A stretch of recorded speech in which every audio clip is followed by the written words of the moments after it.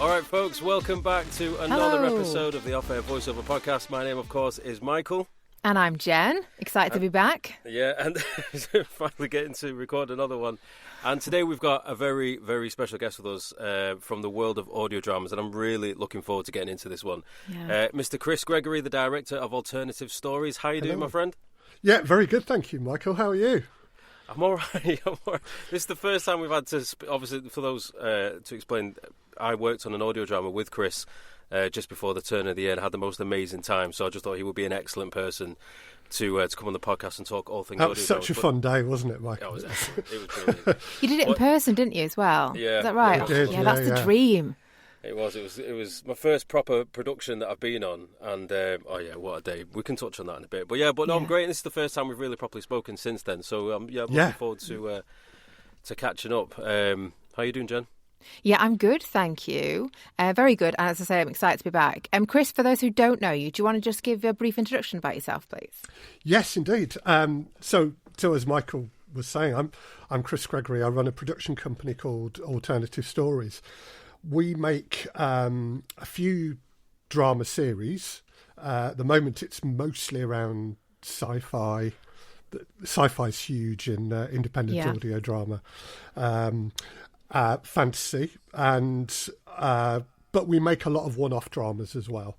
So the idea is that we can offer a kind of end-to-end production service from script editing, because if someone's just made scripts for visual mediums, it's very different for audio drama. There's a few tips and tricks you've got to do to adapt a script. So all of that, we can book the studios, we can do all the casting, we direct, and then we do all the post-production as well. We, in that sense, being me, really, mostly. So I'm a sound designer as well. Okay. So, yeah, that's me. So it's amazing. Quite full. Yeah, it's quite full. It's literally like you are spinning every plate and wearing every hat. Yeah, well, I have Alternative Stories also has a creative director whose name is Emily Inkpen. I don't think she was on the production that we worked on together, Michael, No, but she's on most of our shows. And she's the writer of probably our most successful show, which is The Dex Legacy. Yeah, and what a cracking name as well, I have to say it. Like, her name's amazing. Well, it's from Emily's written... She's a novelist as well. She's written lots of books in this kind of vast sci-fi universe, and The Dex Legacy is just part of that, really. But that one is sort of top charts, and we're approaching 500,000 downloads worldwide for that. Oh, wow. And so, yeah, it's quite a big deal for us, really. Yeah, of course. Gosh, yeah. So, in terms of, obviously we said earlier on before we started, so a lot of this episode is going to be centred around sort of exploring the world of audio drama for voice actors who are looking to try and get into audio drama, like sort of things from your perspective that can help them in their career, and just all the benefits of being involved in the audio drama thing. Because I think nowadays, obviously there's, those two famous letters, AI. There's a lot of fear-mongering around the industry about people, trying to find work. And we've always said that there is a clear narrative about doubling down on storytelling. Like, if you want to try and combat the way things are changing, then you have to really, improve your storytelling abilities. And obviously audio drama, I mean, that is one of the biggest things where your storytelling abilities can flourish. So just before we go too much into that, just regards to yourself and audio dramas then. So how did you get into audio dramas? Like, what is it about the craft that you love? Like, just tell us a bit about your story, how you got here and your process with it. Well, I've always loved audio drama. When I was a kid growing up, The Archers was always on in the house, and whilst I'm not a massive fan of that, I guess hearing that on the radio made me realise that there was this world of drama that you couldn't see, but that you could listen to. Then I'm old enough that I was really into this thing called The Hitchhiker's Guide to the Galaxy. Yeah. And so many people I know in the world of audio drama and also in the world of sci-fi, that was like, the thing that got them into it. Wow. And, for when it was made, I think it's like 80s it was made, maybe even late 70s. The sound design was incredible. The acting was incredible. It was really, really funny. And it then went on to be several books and films and things like that. Yeah. But I just loved that. I was one of those nerdy kids who could sort of, if you gave me the line, I could give you the next one, Oh, amazing. So I used to record it on cassettes and play it back, and the cassettes wore out eventually. Wow. So I loved that. Then later I got into music production. So I knew my way around the digital audio workstation software. And it was just before lockdown, I started having this idea that I would make some radio dramas, because suddenly we've got this platform. It wasn't that you had to get commissioned by Radio 4 anymore, but you've got podcasts as a way that you could put these things out. And it was suddenly something that you could do in your back bedroom at home. Yeah. And so I started doing that. Then lockdown came along. There were a load of actors who couldn't work in any other way, but if they had a microphone and a setup at home, I could give them some lines, and maybe we could hook up on a Zoom call, and suddenly they could send those lines in, and I could stitch them all together, and it kind of sounded like we were all in the same room acting together. And also with lockdown, the audiences went up massively. Of course, yeah. So people had all this free time, or they were working from home and they could have something on in the background while they were working. Yeah, and like your one walk you're allowed in the day, like definitely getting a podcast on or an audio drama. Yeah. What a weird time that was. Oh, God, yeah, let's not think Wasn't about that. it? Crazy.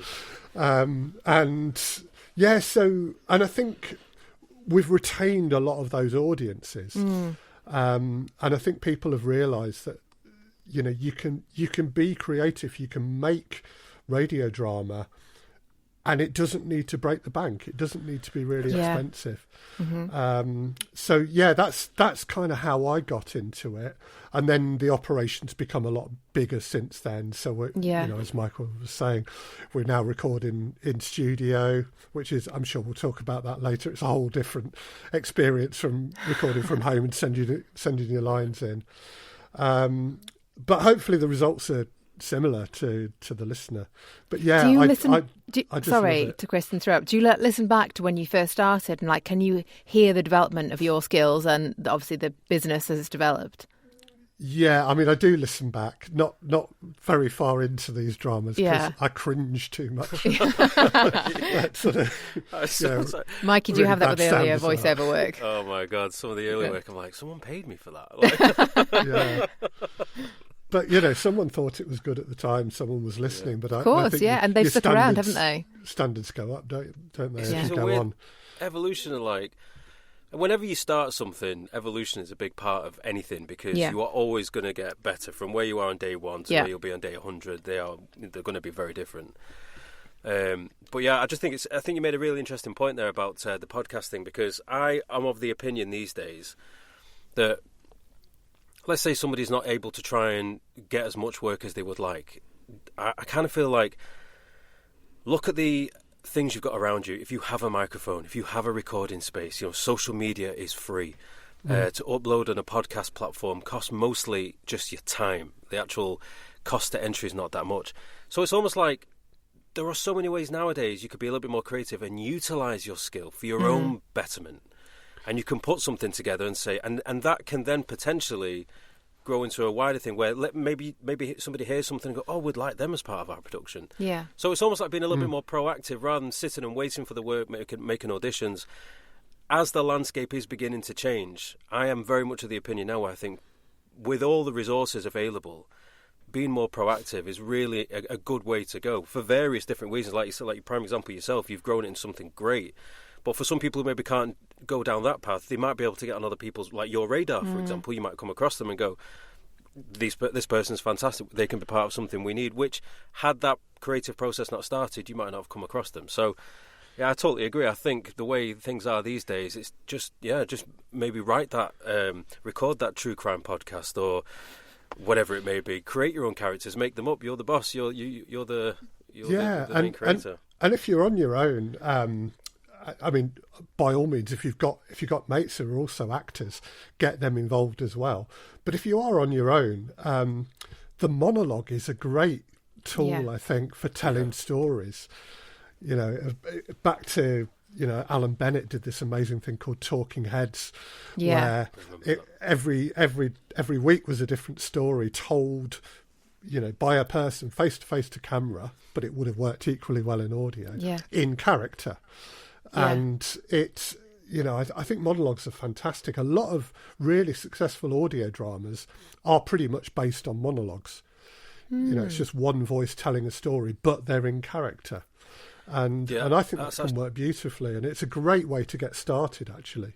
Yeah, there's actually one that I listened to on Audible just before Christmas, and it was this I forgot what it was called, but the premise was there was this woman, she was trapped on a spaceship floating through space, and it was just her and her AI companion, and but most of it was just her talking to herself, like her own thoughts but vocalized. And it was excellent. It was like it was almost a one-man show. I know the AI voice came in every now and then for bits, but largely a one-person show. And it was brilliant. You don't need a full ensemble cast in certain stories. Like you say, you can just get the microphone, write your character. It's really stripped back, though, isn't it? So that is very much reliant on the writing and the acting and the sound production of that. Like, because that could be very difficult to make it good. I think, you know, kudos to them, because it could very easily be bad, couldn't it? That. Yeah, I think it's the variety, isn't it, that is challenging in a situation like that. But I mean, the other thing about independent audio drama is that episodes can be whatever length you want them to be. You know, if you're making a drama for the BBC, it's got to be like 58 minutes or 28 minutes, because it's got to fit between the 2 o'clock news and the 3 o'clock news or whatever. But if you're making it for a podcast for yourself, your monologue could be 5 minutes and that's your episode. You know, and next week you might feel a bit more inspired and it's a 10-minute episode. Just doesn't need to fit those same parameters. So I would say experiment and just have a play, really. I think so, yeah, because like I say, for those that, I mean, I'm saying this out loud because I'm going to try and take my own advice. But for someone who wants to consistently try and work more in audio drama, it's like, well, in those in-between times, just create your own audio drama-esque piece, like a monologue, like you say, and upload it and share it so people can get a window into what you're capable of, and the right job will come along at some point. It's just about putting it out there. But I suppose with that in mind then, for those people that do want to try and get in audio drama, from your perspective, like what do you think of apart from acting abilities, some of the core foundations they need to try and get noticed, like, and to try and get into it? What would your recommendations be? I mean, I think the first one would be to have an audio drama reel. Now, I think we talked about the fact that, you know, gaming and audio drama, I think, are very similar beasts, actually. So a gaming reel and an audio drama reel might not be miles apart, really, but to have a reel where you are showing, it's just your versatility, really. I think the breadth of what you're able to do. So, you know, get a good reel together and show some variety on it. Try and find out who is making the sort of stuff that you would like to be in. Now, obviously, we would all think about the BBC. The BBC, most of their commissioning is from independent makers of audio drama, like Alternative Stories, for example. So find out who's making audio drama, who are the companies that are producing, you know, the shows for the BBC, or the independent shows, or the shows for companies like Audible. Find out who they are and sort of follow them on social media. If you can find out who's running the company, LinkedIn's a good tool for that. Drop them a note just to say hi. Now, I will warn you, we do get a lot of people saying, "Hi, I'm an actor, here's my reel, have a listen." So if you're going to do that, make sure that your reel, because we listen to them, but make sure it grabs you in the first, you know. 10 Can I ask you seconds then, of just to jump in, how do you see then an audio drama reel being different from a gaming reel? Like, what's the difference in your mind? I think gaming reels are quite often about action and about, I don't know how to say it really, but I think there's a more immediacy to to a gaming reel.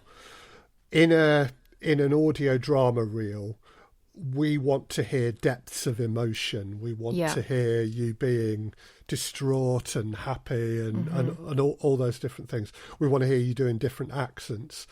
It's not a lot different from a gaming reel, but if you might want to do, for example, a bit of Shakespeare on an audio drama reel. I don't think you do that on a not necessarily reel, unless someone's making. That'd be quite cool, though. Actually, that's a good idea for a unique one, everyone. Shakespearean orc, Hamlet, the video game. Yeah. Well, Hamlet's probably next, isn't it? That's. Oh, yes.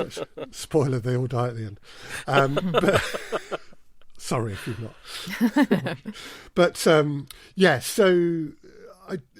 I think more. Think more drama, think more scripted stuff. I think, but quite heavy on the emotion as opposed to with a gaming reel. I think you will have like your soldier, maybe your, I don't know, like you might do an orc or something crazy. But I think for audio drama, because there's so much emotion involved in doing audio drama on various levels that I think I do think gaming demos have moved more toward that. I think there's definitely that is what you're required to do for a good gaming audio now, is that really showing that depth of emotion and versatility. But I think the one I've literally just recorded is based on that. Like there's only one piece where I played like this unhinged composer because it just needed a bit of a wild card, but the rest of it is just rooted in. I like your unhinged composer. That's a good one. But I think there's something that sits back with audio drama in a way. Like I think because you're listening to it, I don't know. I can imagine how.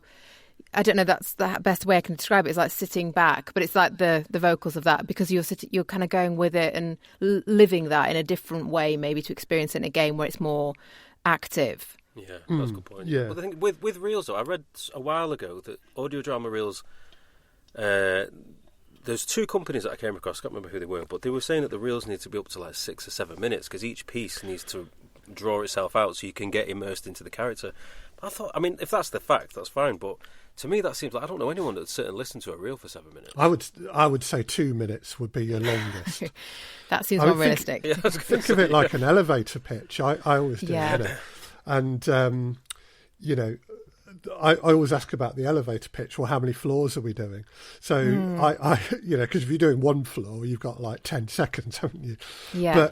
But so my advice is always have a 2-minute one, and that can go into some slightly longer pieces because we want to hear you do monologue, we want to hear you do dialogue. Yeah. But also have a 1-minute one and a 30-second one. And okay. Really I'm literally taking notes. Has everyone else got a pen out?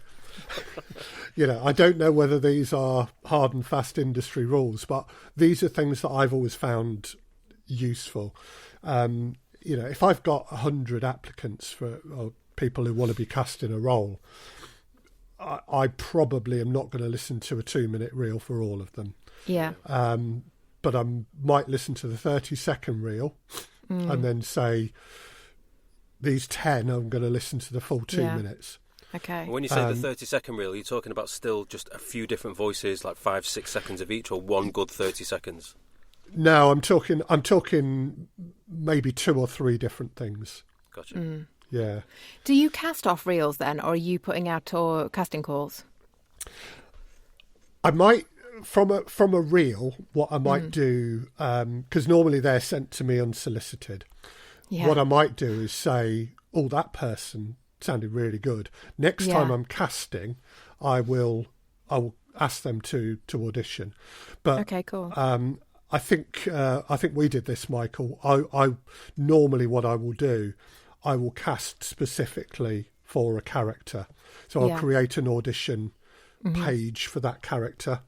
I'll give, and the top of the page will be 3 or 4 lines of notes about the character. So you've got something to base your performance on. and then there will be some dialogue and some monologue if it's a character that gets monologue.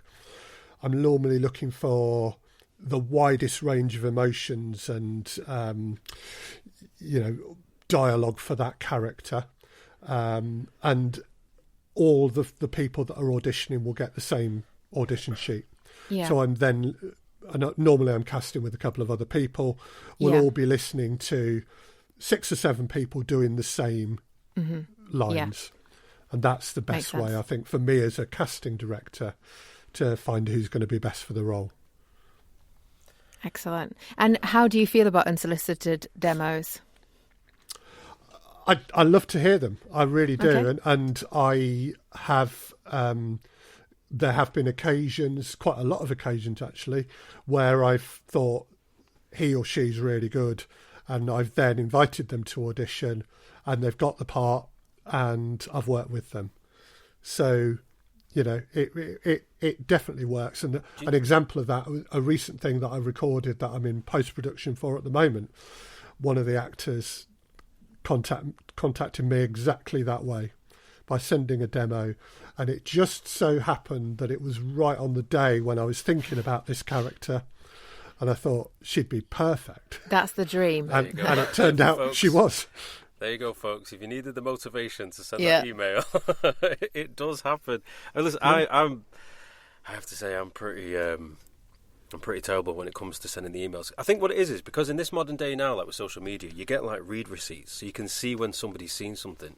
Whereas if you send an email out, particularly if it's got an attachment, sometimes the spam filters will intervene because you've attached an MP3 to someone you've never messaged before. So from the receiver's end, it's protection. So occasionally, because you don't often get a response back by saying, "Oh, thanks very much, I've got it, I'll stick it in a file," or whatever. I'd say in my experience, over time, I don't know, 1 in every 20 might get a reply acknowledging they've received it, and the rest you don't. So I started to get a bit put off by sending out emails just because I had no idea if they'd received it or not. But I guess, what about yourself? Like, do you tend to respond to a few, or do you just collect them and then file it away for when you might need it in the future? I would like to say I respond to all of them, even if it's just thanks ever so much for sending this through. And normally, if I possibly can, I can say we're going to be casting for this in 3 months' time. I'll bear you in mind for it. Or I'll be honest. I might say I'm not casting for anything at the moment, and I don't anticipate to be for the next 4 or 5 months, because there's no point stringing someone along and thinking they've got a chance of being cast tomorrow if there's no chance of that. So yes, I try to respond to everything. It is. Obviously, if someone gets inundated with emails, you simply can't just be there responding to everyone. But it is encouraging because, again, it's that you don't realise what's going on behind the scenes, do you? Sometimes there are things. I've had inquiries through where it's like, "Oh, just let you know, we shortlisted you for this project about a month ago, and turns out you've got it." And it's like, you just don't know what's going on behind, and sending the email, send out the attachment, because you just don't know what people do with it. But I think because we don't necessarily get that direct feedback or sometimes acknowledgement it's even been received, for me anyway, it can sometimes be a little bit off-putting, and I try and find other ways of doing it. You know what I mean? But no, that's the other ways are, follow me on social media, follow me on LinkedIn, and I will generally follow people back because I want to see what you're doing. If you follow me, sometimes I will put out, I'm casting for this sort of character. If anyone's interested, send me a reel, so they can see what I'm up to, and I can see what they're up to, and hopefully, that is mutually beneficial. Yeah. But it's a busy world. I would never 100% guarantee that I will always see what people are up to. Of course. I will always reply to emails, but I do try. And particularly, I think if people have sent in a specific request to a casting, they've done an audition reel, I'll always reply back and say, "Sorry, you've not got it," or in your case, Michael, well, welcome to the cast. That's always a nice one to send and to receive, isn't it? Yeah, definitely. Do you find we had somebody else on the podcast a while ago, and she is more involved in the on-screen acting world, and she was saying that a lot of on-screen actors are trying to move in towards voice acting, particularly audio dramas, but they find the transition difficult. Maybe there was a dare I say, an arrogance that because they can act, that they can certainly act behind a microphone. But actually, the two techniques are very different. Have you ever come across this? Yeah, I mean, I have absolutely come across some quite big name actors actually who haven't done that well as voice actors, and it is about it is a different set of skills entirely. And someone I work with a lot once said to me that they were really excited. I think it was at drama school. You do radio modules at drama school, and they'd gone in and recorded something, and they were really excited about it. And they listened back, and it was just flat as a pancake. And they just hadn't done all those things, and it's difficult to express what those things are. But it is about making a performance come alive purely through voice and intonation. Yeah. So you've got to, and this is something I think you can practice as well. You know, in the house on your own, preferably, because you don't want your partner or neighbours hearing all of this. But record yourself and see what it sounds like. Just use your phone, just record it, and do a pick a play or whatever, pick a character, and just practice a few lines, and then challenge yourself. What was it that wasn't coming alive in my performance? What do I need to do? And quite often it's the physicality of a performance, and this is where a lot of actors, they'll just get in front of the microphone and just freeze or just stand there completely still, and we never do that, and our voices react to the movements. And you know, so if I've got two characters who are having a conversation while walking down the street, I will have them walk on the spot in front of the microphone, so it sounds like you're walking. You didn't have to do this, Michael, but quite often in our sci-fi dramas there'll be a fight scene or something.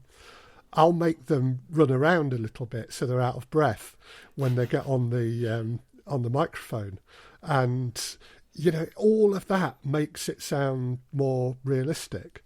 You know, like things we can do props with our voices.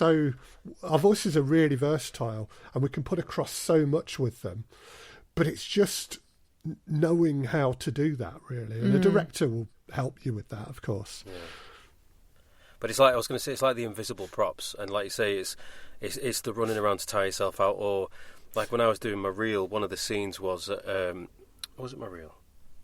One of the scenes was I was supposed to be grabbing someone's throat, so I literally had my hand in front, pretending to be grabbing someone's throat, just to create that scenario and emotion as if it were real. You can't just stand here and deliver the lines. The authenticity of it just completely breaks down. You know what I mean? So, but no, the reason why I mention it is, because obviously when I went to acting school a couple of years ago, on-screen acting, I thought it would be easier, because I know voice acting is difficult and it's always a work in progress. But when I went to acting school and I thought on screen, I thought this would be easier because, you know, you got your physicality, your eyes. But that was the two skills, they are very different. You know what I mean? And that's what I realised. And I think obviously people going from on-screen to voice are also realising that, being able to go behind a microphone and bring it to life and make it sound realistic is no easy feat whatsoever. Yeah. I mean, another thing I would say as well is, if you are in the lucky situation where you're in a studio working with another actor, read their lines. Make sure, because I get this a lot actually, where actors will get a script and they'll just read their character's lines, and I mean, I suppose that is it's a logical shortcut, isn't it? If that's all you're going to have to deliver, but that's a stereotypical thing. Like, you get a script, you're like, I'm just going to skim to my part. Where am I, and how much do I get to say? But you know, then go back and read all of it. Yeah. But you know, when you're down the pub, and if you're down the pub and your mate says something that you strongly agree with, while they're talking, you're going, or yeah. And so one of the things that really brings a performance to life is that kind of reacting while another character's speaking. And it has that twin benefit of, A, it sounds more realistic, but B, it forces you as an actor to listen to what the other character is saying.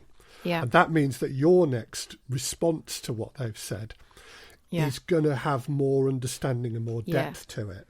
What they're reacting, not acting. Yeah, exactly. So, yeah, just little things like that. And you'll hear really good voice actors. They're doing that all the time. And I think that's a really good tip if you do get to work in studio. Speaking of that, actually, working in the studio, so do you, like, in terms of getting cast, is there... Because obviously a lot of people have booths from home and stuff. Do you find that location does actually matter? Like, I know, like, for example, with voiceover work, there's a lot of studios where they won't work with you unless you live in London, despite the fact that you need to have a home studio. Like, if you're not in London, it's just not going to work. So with audio drama, like for yourself, how important is location to you? Can you work with people remotely, or does location matter a lot? I've worked with people who've come in from France for the day, Michael. Right. Can't think of any examples particularly, but no, not at all. I mean, my studio, the studio I work in, is in East London, and I don't live in East London. I do it there because most of the actors I work with are in London, and it's just simple economics, really. I've compared that to bringing actors up to the Midlands where I am, and what I save in the studio costs, I lose in having to pay transport expenses and even overnight sometimes for actors. So, London's where I work, but I don't really worry where actors are coming from if they're happy to, make the journey, really. And I think then it becomes a matter of economics for them as to whether it's worthwhile for the day fee that we're offering to make that journey.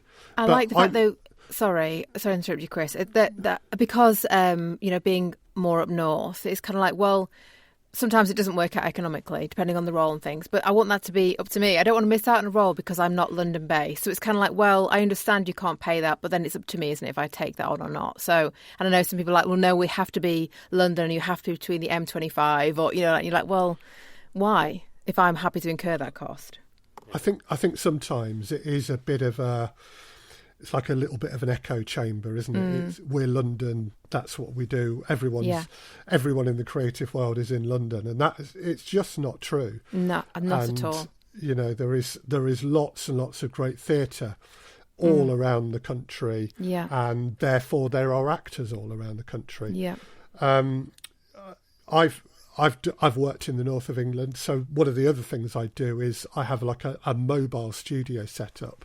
Okay. So I recorded a drama in Rochdale a couple of years ago. If we can find a space that isn't like super echoey, someone tried to get me to record a drama in a church once, and I was like, that's not going to sound great, I'm afraid.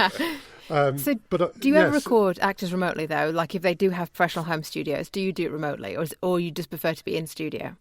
Yes, I do, Jen. The Dex Legacy, we've got a few members of the cast who live in the States. Right, okay. Whilst it would be lovely to afford to fly people that's a hefty commute, isn't Texas or Seattle, it's not happened yet. So what we've done is hooked up Zoom sessions and recorded people, and they've sent their lines in, and we've done the traditional hand clap at the beginning so you can match up the audio, and it works reasonably well. So they've had some of the experience of being face to face with their scene partners, but not unfortunately the experience of having a beer with us afterwards. Like for me, trying to work in studio, if you can do it, like when you're saying about the logistics and stuff. I mean, I would even argue, I remember my very first, the whole reason why I got into voiceover, I've said this many times, but the whole reason why I got into voiceover was because of audio drama. And one of the very, very first jobs that I did was a student project, and it was an experience. But I'm laughing to remember the story. Yeah, it cost me more to get there than I was getting paid. But for me, it was like, the experience of the whole thing is almost invaluable.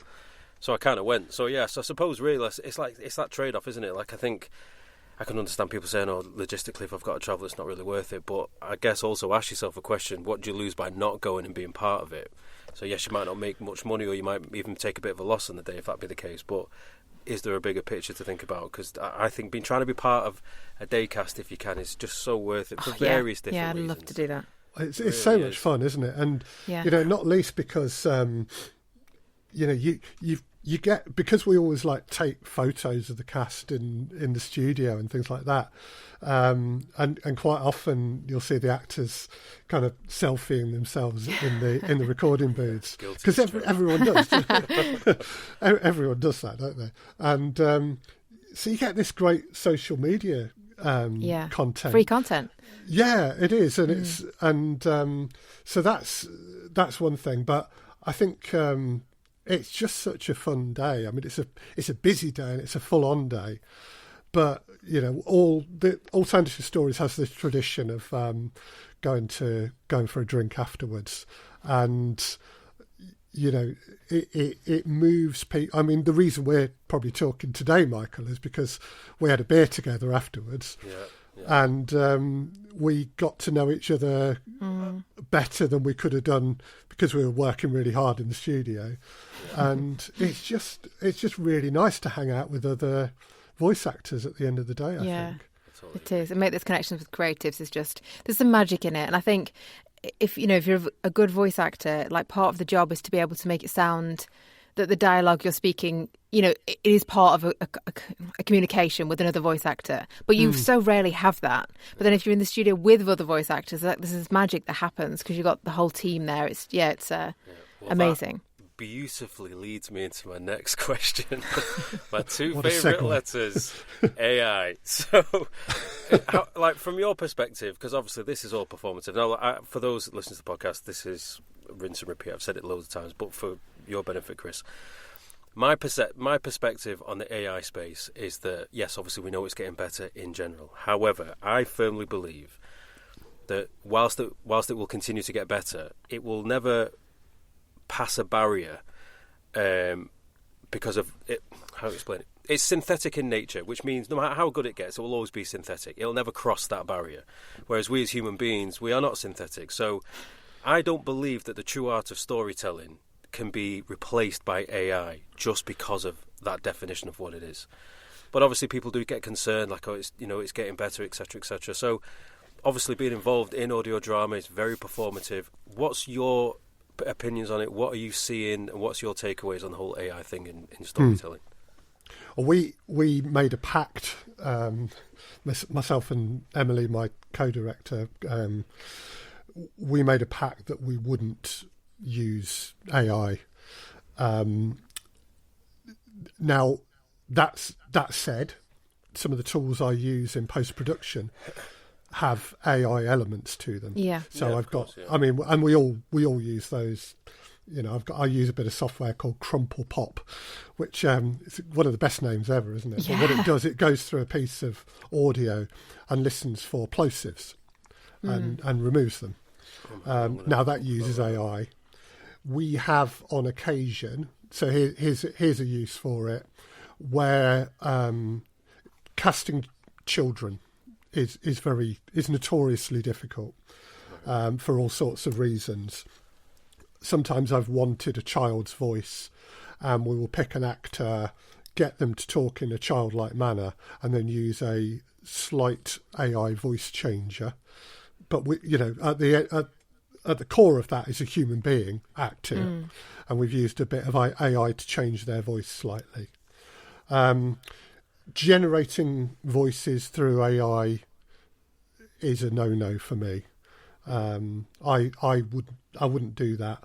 One of the other things I do is I run workshops and courses for people creating audio drama, so writers and producers. Someone came on to one of my courses once and said, my ambition is to create a completely AI audio drama. So I'm going to get AI to write the script to my description, and then I'm going to use AI to generate all of the voices, and I'm going to get AI to do all the sound effects. And once I'd stopped wincing, I said, well, when you've done it, send me a link. And honestly, I couldn't. I mean, it was just listening to 20 minutes of that. I'm never going to get those 20 minutes of my life back again. It was the worst thing I've ever heard. Were they pleased with it? Well, they were pleased enough with it to share it with me. And I didn't want to know anymore. I mean, out of curiosity, maybe I should have said, why did they do your course, though, if they were going to, like... That's a really good question. I think they probably... I mean, there's something about knowing your enemy, isn't there? And, of course. Finding out more about how audio drama is made. But yeah, it was a weird one. It was I guess the right prompts to ask, maybe, or something. I don't know. Yeah, possibly. God, that's sad. That's it. But using AI as a tool to help production, that to me is exactly what it should be used for. Like in terms of helping your workflow get a bit easier, then that is, in my opinion, what it's best at. But like, there's a huge surgence at the moment, like on YouTube and podcast platforms, of people doing, like, pretty much like you said then, Chris, all AI true crime podcasts. Or I started doing sleep stories, and if you listen to some of the competition, there are some that are just all AI generated. And I think the interesting thing is, it feels like the mindset of a lot of people who are pro AI, I feel like, are blindsided by the excitement of being able to generate some sort of content relatively cheap and relatively quickly, and not putting enough emphasis on, but is it any good though? Because most people go, not really. They don't care though, do they? I suppose that's they don't care if it's any good. It's like, will it make me money? Yeah, and I was reading something on the news earlier today, that a lot of companies now are trying to bring this narrative back of a human first approach. We are human first, we are employees first, etc. And it may, and I've said it in the past as well, I do think that you'll have this bubble where there is a lot of, like, if you go on social media, you see all these people generating movie clips with all AI, and it's like, yes, okay, it can look good, but first of all, you've got all the copyright issues you're about to get hit with. But you're not actually creating anything fresh. No. It's like a quick 5-second meme of some kind, or there's no substance to it. And I think what will happen is, whilst there'll be a bubble of time where people get excited about AI and it can do this and do that, from a performative point of view, there will come a point where I think people are like, actually, the level of content is not good. I mean, look at YouTube. YouTube have doubled down now. They've wiped off millions and millions and millions of channels, branded it as AI slop, because they want actual content people resonate with. Yeah. And in the same way that I think with whether it's gaming or audio dramas, stuff that requires pure human emotion, this is why I don't worry about it. As long as you have to work on your craft, obviously. You know, you can't just decide as a human person, I'm going to start doing audio dramas. Like, you need to practice acting and consistently try and get better. But as long as you can be better than the best AI, which I don't think is a massively difficult task. For certain levels of voiceover, if you're relatively new to the industry, then you have got some competition. But in terms of the acting side of it, no, I just don't buy into it. And look, listen, 5 years from now, I might be saying this with half a robot body and an AI voice. I don't know. But as it stands right now, I'm not worried about it. Let's hope not, Michael. Yeah, that's really good. Like, someone's just prompting me what to say. Well, like, I just don't think, I think the true art of storytelling will survive. I think it will thrive at some point. I believe that we'll go full circle and people get so fed up with this bland, like, soulless slop, as people call it, that when they do hear something that's more profound, when they do hear something that resonates with them, they go, wow, is that what we're missing out on for all this quick fix garbage? So I was just curious. Well, I think the danger of it, and you know, just as a, you know, have we come full circle already? Actually, is the bubble about to burst? Yeah. One of the I won't talk too much about the financial markets, but I saw a thing the other day that was saying that one of the biggest worries at the moment in the financial markets is that all of the AI firms have been overvalued. Yeah, and this AI bubble is about to burst financially. Yeah. Now, we all know that when the money disappears, the product disappears. Yeah. So that could kill it. Yeah. But I think my biggest worry, and I've seen this twice, is that kind of theft by stealth using AI.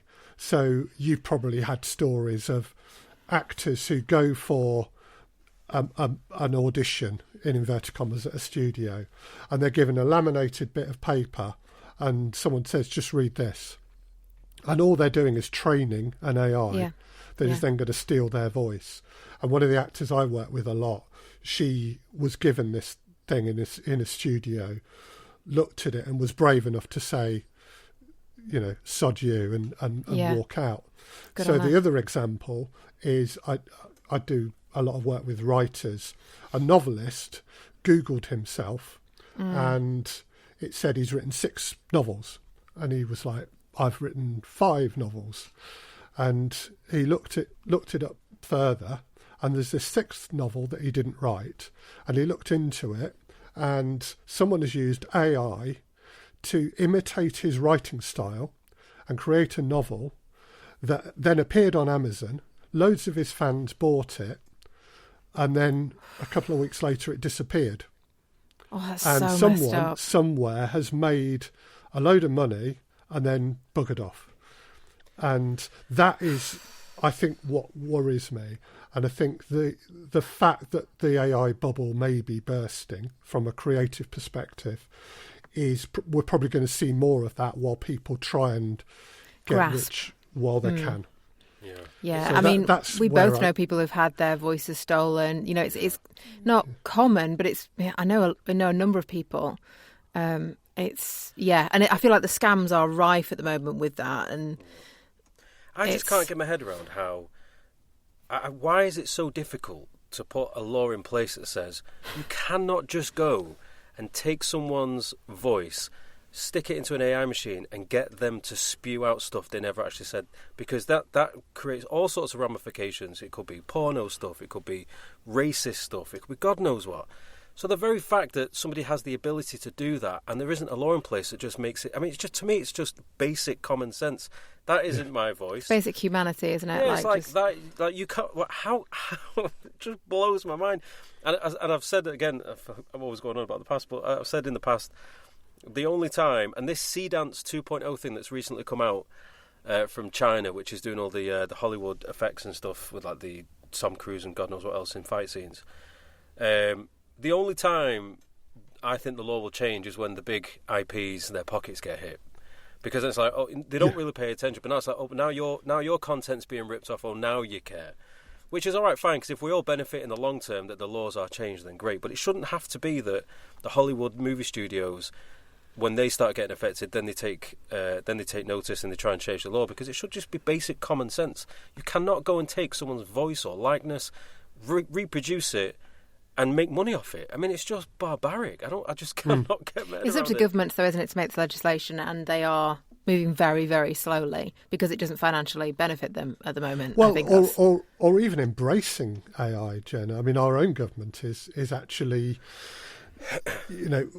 really embracing AI, and not necessarily for the creative industries, but it will. I think that governments are giving an easy ride to this theft of intellectual property, this harvesting of books, this harvesting of voices that is going on, because I think they see benefits in other areas, and I totally see that. If you're a doctor and you're trying to make a diagnosis, you put the symptoms in. AI has got every example of what those symptoms meant. And a doctor has only seen it for 5 or 6 times in their entire career. So I get that, but let's use it for things like that, not for creative things. Well, just what you were saying before about the bubble thing. I think OpenAI, they look like to be the first to potentially go. So apparently Sam Altman is not a particularly trusted character with data, with all the sort of the legalities, and there's another word I'm thinking of, it's lost me, but anyway, and then I think they were valued at like 200 billion, so they now have started putting ads into ChatGPT to try and boost their revenue, but they are miles off it. And it was quite telling that the CEO of Nvidia said about 2 weeks ago, someone stopped him and did like one of those street interviews, and he confirmed that they declined to invest 100 billion into ChatGPT, which is massive, because they are like a massive organisation that align with AI. So a lot of people feel like the cards are starting to tumble. And I mean, AI is not going away, and like I say, I can't stress enough, I'm not anti-AI at all. Like, I think as a tool to assist us in general ways, fantastic. It makes life easier and more organised, etc. There's a creative element to it which has a massive dark cloud over it, and I think that just needs tightening up so much more. Yeah, absolutely. But use it to go on to ChatGPT and say, tell me about all the small production companies making audio drama. And that might be a good use for a voice actor to get a list. Absolutely. And some of them won't be real because we know what information generated by AI is like. But that might be a good way of building yourself, or starting to build yourself, a little database of the people that you can send your reels to. Yeah, we mentioned actually before we started. You said, well, no, it's a good segue, because you mentioned before about how before we started, when we messaged me about how the industry's changed, like indie developers of all sort of. So are you seeing that there's a lot more opportunity for people to get into audio drama now through indie production companies and stuff? Yeah, I mean, definitely. 15 years ago, the BBC was the only game in town, really. Yeah. When it came to audio drama, and it was the Archers, and there was probably one play every day on, in the afternoon on Radio 4. But they were all very formulaic. They were very traditional, I would say. What we have now is this marketplace where you've got Audible with amazing budgets doing fantastic work. You've got lots of smaller companies commissioning audio drama as well. And you've got this podcast, the independent podcast market. And so the opportunities for voice actors, I think, are more than ever. So, I'd say do your research, find out who these companies are, find out what the big independent podcasts are, the big independent audio dramas, and particularly because this is a global world and you can do work from wherever you are, a lot of the time, don't discount all the American dramas. The audio drama world is massive in America. Yeah. So for my drama, The Dex Legacy, 75% of our audience is in America. Oh, really? Which is extraordinary, really. That was, we never intended it that way. We never marketed it specifically to America. Maybe they just love a British villain voice or something. Well, they do. We know that. Well, yeah, yes. So so look at the market and get to know a few audio dramas as well. I mean, there's some great shows out there, and I always say that if you want to be a writer, you've got to listen to what other people have written. You've got to read other people's work. I think it's the same if you want to be a voice actor. Find out how audio drama works. Find out actors in that world that you really enjoy their work, and try and emulate them. Well, I had the very same sort of mindset because Steph wants to she wants to do a gaming reel and get into gaming, but she's never been a gamer. I was like, right, so we need to buy a PS5. That's what we need. Let's go and get one. Nice work, Michael. Let's go and get one. Let's get practicing. Find your favourite actors. But there is truth to it. Like, Jen, you kind of did the same thing, didn't you? You weren't much of a gamer, but you want to work in games, so you have to play games. Like, you have to. It makes a huge difference. Absolutely. Yeah. Same with like I listen to audio dramas on Audible. Like, if we've got a long drive to Paris, if I'm flying back to Manchester, for example, it's a 2-hour drive. I'll just stick on an audio drama with a 5, 6, 7 piece cast, and by the time I get there, it's finished. But it's just really immersive, and I just love it. I think it's good advice in terms of doing that research, because I feel like I am always on the hunt for more audio dramas as well. And sometimes I'm trying to type things in, being like, and if you've listened to everything one of your favourite people make, and then you're like, well, where's next? And sometimes I think it can be quite hard to find new audio dramas that really appeal to you. So I think it's a good idea to start from that way. Yeah, absolutely. Yeah. But I think, definitely there's, like you said, the podcast platforms, there's loads of independent ones on there. Audible has been a good source of it. I like finding those little diamond in the rough. You know what I mean? The ones that aren't. When you go on the searches, you usually come across the big budget productions. They come top of list, but just searching through and finding something different. And I love it when you find like that's already had like 3 series or something, and you can then like go back to the beginning and listen to it all, and you're like, yes, I don't have to wait for a week to pass. I can just binge it. Yeah, but, I had that, Jen, with there's a brilliant show that was made by Audible called Impact Winter. I started listening to that. Oh, what a show! I'm going to write it down. Impact Winter.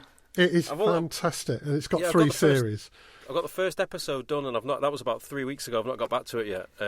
It becomes really addictive. That's good to know.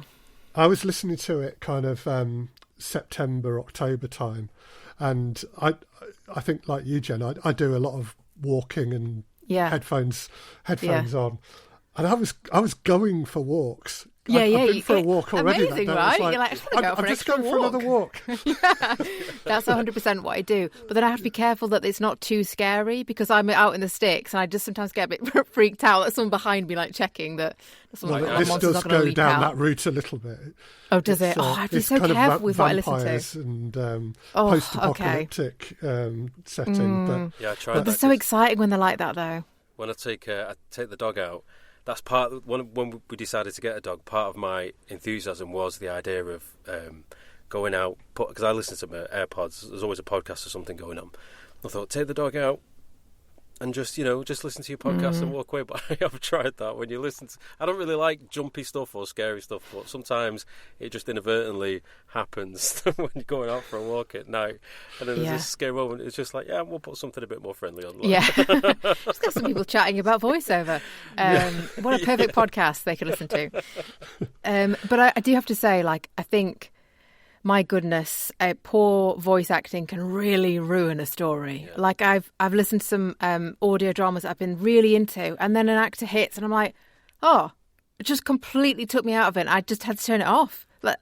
And it's, so practice your craft as well, I guess. Yeah, I do. But I think it's one of those, like we said before, about you always have to start from somewhere. I know as much as I adore it, I know I've still got loads I can learn and loads I can develop. You always have to have that starting point. But I think, I agree. Sometimes you can listen to things. It can dampen the experience a little bit. But I suppose that's all part of growing, though, isn't it? Like I know, but it ruins it, Michael. And it's difficult because it's like, A, you've taken me out of the story, and I'm just thinking how bad the acting is, and B, I'm annoyed because you've been casting this, and I want to do more voice acting in audio dramas. So it's a two-pronged. Chris, what do you think? Yeah, I mean, I think there's two sides to this, really. I mean, one, I would say, and I say this as a director, it's not the fault of the actor, it's the fault of the director. Okay. Because either they've cast the wrong person, or they haven't managed to coax the performance out of the actor. So either way, that's on me. Not the one you listened to. I'm not taking the blame for that. It wasn't in any of yours, I have to say. Yeah. Thank you. The money's in the post. And there are a lot of audio dramas that are weird as this sound. They are not directed. So particularly, I think if they're done asynchronously, I might say to you, "Oh, she's really upset in this scene," or something like that. But there's no substitute, I think, for hearing what the lines before were, and then you reacting to it, and me then saying, actually, could you go for a bit more emotion on this line or whatever? And you can never, it's very difficult to get that granular if you're recording remotely. Or self-directing. There's a lot of back and forth, isn't there? Yeah, there are directed remote sessions for audio drama and gaming, but a lot of particularly independent audio drama, someone will literally just be given a little half side of instructions and said, right, go do your lines, send them in. Yeah, and it is difficult then for the actor to give what is required. So it can take you out of the world, and I think the other thing is bad sound design can take you out of the world as well. So that one of the things I'm trying to do. Do you allow swearing on this show? Yeah, go for it. Yeah. I'm trying all the time to not fuck up the performances of the actors and the writing because of bad sound design. So know, if they're supposed to be in a cave, make them all sound like they're in the same cave, not like a bit of reverb on someone's voice and loads on someone else's. If they're not in a cave, no reverb on any of the voices, you know. And so good sound design can put you in the world, bad sound design can take you out of it. Yeah, very true. Another tip, I guess, is that actors are very much part of sound design as well. Yeah. You know, we talked about the physicality of it, but, you know, I heard a story where a director was working on a scene that was supposed to be set on a pirate ship in a storm. And the actors were going, hoist the mainsail and get below decks. And the director was saying, you know, it's on a storm. It's a storm. It's going to be really loud. And they're going, hoist the mainsail. And so in the end, what they did was to have the sound engineer play the sound of a storm through their headphones really loud. So they had to shout above it. Yeah.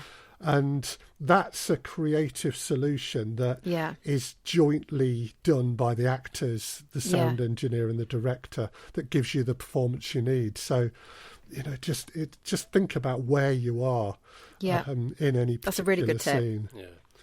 Actually. I think as well, I said, I mentioned earlier on, I think also, like, for those people that maybe want to work in gaming and they're not getting much gaming work, because I do know some people that think, oh, no, audio drama's not really for me. It definitely is for you, because it's all about acting and storytelling and bringing these characters to life. But I also think that by also working on that craft, your actual voice-over work, whether it's I don't know, there's a lot of commercials now where you play a person and stuff. It elevates all of them, I think. I don't think they don't need to be seen as separate things. It all completes one overall improvement to your performance. And you can take that to these different things. So, I've always had a strong affinity for audio dramas. I think they're fantastic. But I think even more now so, where some people are looking to try and get into more performative type of work, gaming seems to be the go-to. And I feel like audio drama is absolutely just as important. You know what I mean? And it can elevate your career in various different ways as well. But similar to what you're saying then about how a bad performance can really bring it down, the opposite is absolutely true. Oh, when you listen to some great performances, it's like, bloody hell, this is mint. So good. Oh, absolutely. And you know, one of the things that we've started doing a bit more actually is the chemistry read. So we will find. So you get your batch of auditions, and you think, oh, these are exciting. These are the two best voices for the two main characters. But sometimes we've put them together, and it's like they're less than the sum of their parts. And so you go to your third and fourth best, and suddenly it absolutely snaps into life. And so we've done quite a few chemistry reads. There's one drama I make called Burnout, and the scenario, very briefly, is this guy has this embedded AI in his head, and she's this voice sort of chatting away to him all the time. Oh, really? They've got to have this really, really tight, close relationship. Yeah. And they needed to work well together. And we did a chemistry read, and you know, we put an hour in the diary for it, but literally 30 seconds in, we were like, it's these two. The magic's there.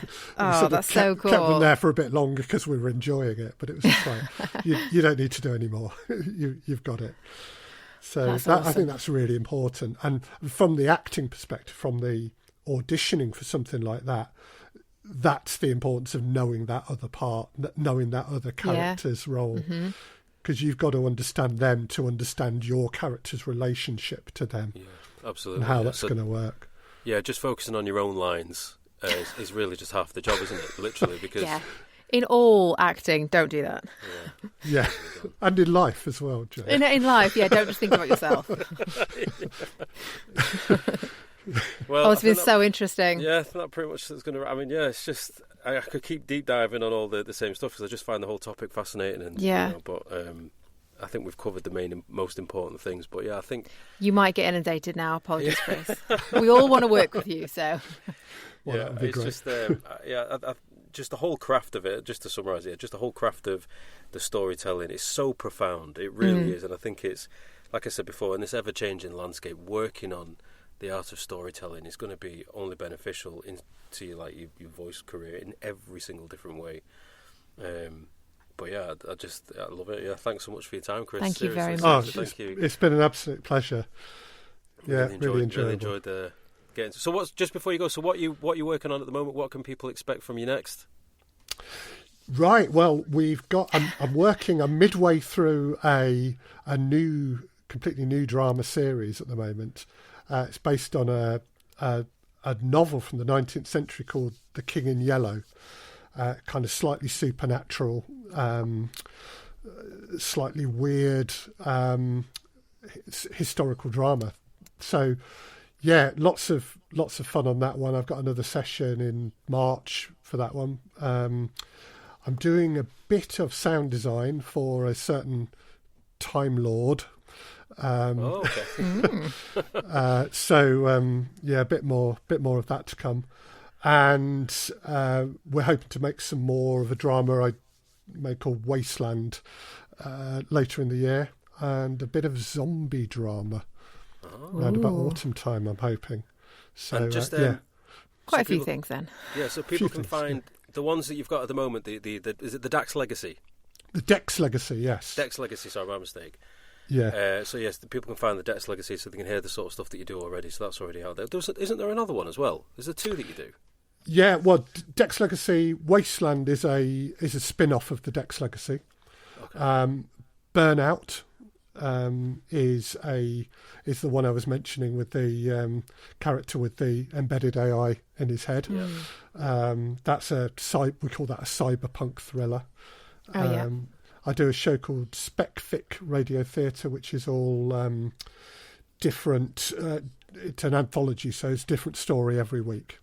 Okay. Mostly speculative fiction, sci-fi, fantasy, and then I do a podcast like this about called Writing Worlds, which is talking to sci-fi and fantasy writers about their craft and about the way they write the worlds in which their stories are set.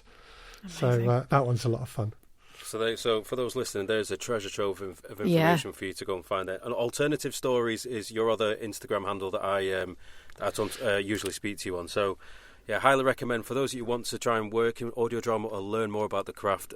Chris is absolutely the sort of person to be following and listening to his work. So yeah, make sure you go check out those handles. But Chris, once again, thanks so much for your time today, bud. Sincerely appreciate it. Thank you so much, both of you.